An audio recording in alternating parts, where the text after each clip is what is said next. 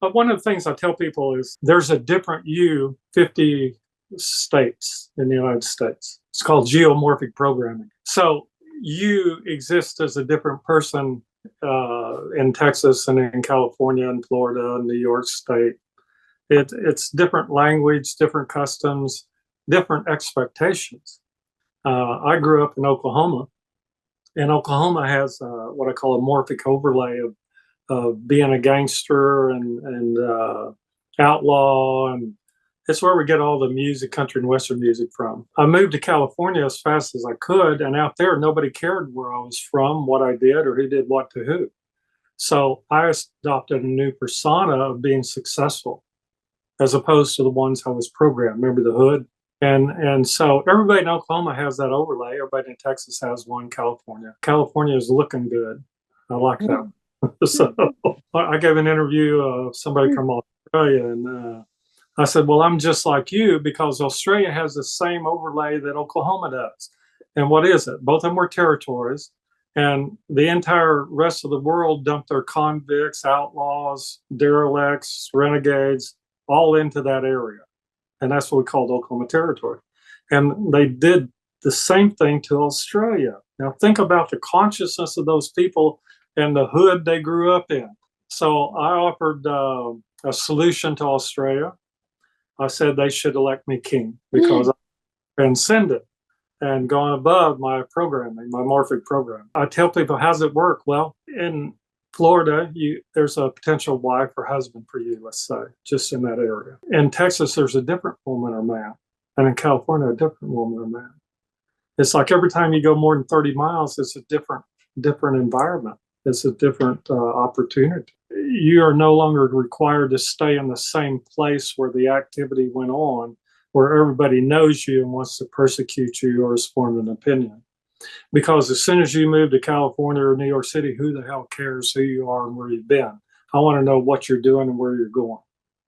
But do you find that, like, what happened, like, would it be different if you were in the social media age? Because I mean, technically, even though you still go to another state and like nobody knows you, well, they can find you, they can find out about you, they can, you know, like all these other, like the two cases you had, like you could still find those people if you know their name. Right. But what is required for you to do that? Now, more effort than is required if it's right there in front of your face. So now we hit the dilemma is, if I want to dislike you, how much effort do I have to go through to dislike you? Okay. How much effort do I want to go through to reinforce that? And so I love what the Hollywood, they call it the buzz. How many times does your name get mentioned? Of course, when you're in the thick of it, you get mentioned a lot and it gets picked up and banded around. And then I go, well, how many remember that Joe Rogan used to be a bad boy? Well, what are you talking about? Nobody wants to hear that. Right? Yeah. Like you said earlier, the idea that people pick up on it like the Karen and don't want to change their name or whatever, or change their opinion. It's like Joe Rogan was a bad boy. Oh, don't talk to me about that. I'm telling you, he was a bad boy. He was a killer. Okay. And so are all the martial arts trained people that train in martial arts and all the people in the military, they're killers. Why? It's required. It's the persona that they're assuming. And is that mean they're a killer now? No. But people want to hang on to their old ideas, just like the girl from my high school.